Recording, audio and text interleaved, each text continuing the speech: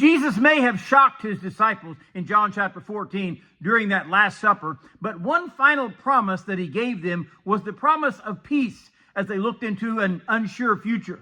Good morning, this is Pastor Ernie Lewis of the Blue Point Church in Sisney, Illinois, with your thoughts from God's Word for Friday.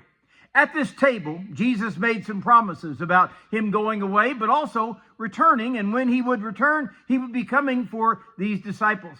Not only would the promises of their future and their eternity be comforting, but Jesus also promised to leave them with a special peace that this world does not offer.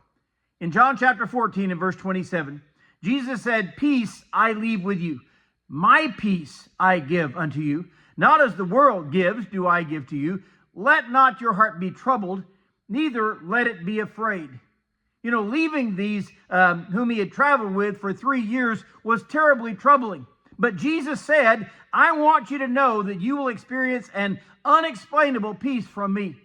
When Jesus said, "My peace I give to you," we have to consider the peace that Jesus knew, despite the Jews who were stalking him to destroy his ministry, or despite the problems he and his disciples had met with on numerous occasions. You know, Jesus had met with that wild man of Gadara who not only could not be tamed, but he couldn't be confined by the people of that area. Yet facing that man, Jesus drove out the demons that controlled him and rescued and restored his mind. Of course, it helped that he already knew the end of these stories before their beginning. That is how Jesus can offer his followers such a peace when we put our complete trust in him. Jesus said, "Not as the world gives do I give unto you." You know, it is amazing that this world is always offering peace, some kind or another, in midst of evil and turmoil. Sometimes it'll be marketing a product that they think they can sell you that will bring you peace if you buy it. Or what warring countries will call peace when it's actually just a ceasefire for a short time so that they can reload. There are psychologists today that will offer you peace from the inner struggles that you've been experiencing. Of course, that will call for a few more sessions at $200 an hour to gain that peace. But Jesus offers this peace, and it's nothing like the world is promoting for its people. He says in Proverbs 3, verses 5 and 6, "Trust in the Lord with all your heart, and lean not unto your own understanding. In all your ways acknowledge him, and he will direct your path."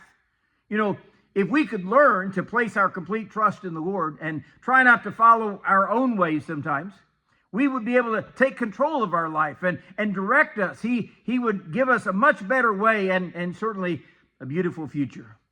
The verse ends with that phrase, "Let not your heart be troubled," which is interesting. This is the same phrase that Jesus began the first part of this chapter with, speaking to these disciples.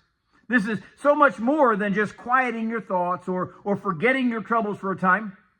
You know, our heart is actually the center of the will, where our feelings, where our decisions originate. And if we could only put that trust in Jesus and turn over our life to him, our heart would not be troubled. It would have that inner peace that Paul says is actually beyond earthly understanding. Let not your heart be troubled, neither let it be afraid. We know the rest of the story of what these disciples would soon face, losing their leader on a cross, but Jesus promised them a peace that he would give them, and certainly he offers that to us to do, us also, so that our heart should not be troubled and we should not be afraid.